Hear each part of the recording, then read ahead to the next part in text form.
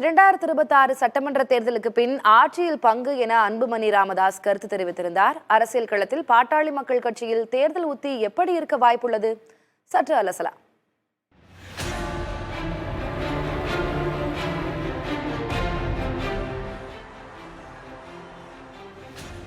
தமிழக வெற்றிக் கழகம் நடத்திய மாநாட்டை தொடர்ந்து கூட்டணி ஆட்சி என்ற நிலைப்பாடு தமிழக அரசியலில் பெரும் விவாதத்தை ஏற்படுத்தி இருக்கிறது.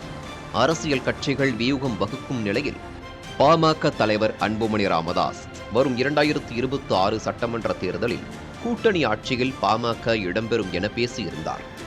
பாமக ஆட்சி அமைக்க வேண்டும் என்ற இலக்கில் 2016ஆம் ஆண்டு மாற்றம் முன்னேற்றம் அன்புமணி என தேர்தலை சந்தித்தது பாமக.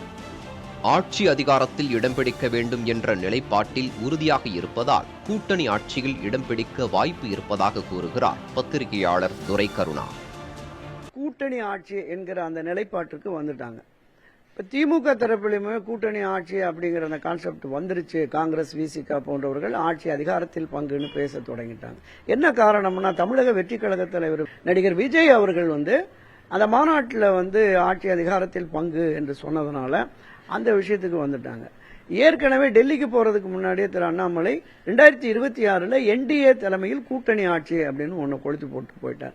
அப்ப அந்த கூட்டணி ஆட்சி என்பதுல எல்லா கட்சிகளுமே வந்துருச்சு.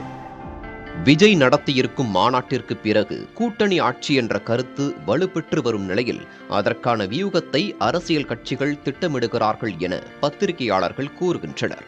எனவே வட தமிழகத்தில் வாக்கு வங்கி கணிசமாக இருக்கும் நிலையில் பாமகவும் இதற்கான தேர்தல் வியூகத்தை கூட்டணி ஆட்சிக்கான பணிகளை மேற்கொள்வார்கள் என கூறுகின்றனர்.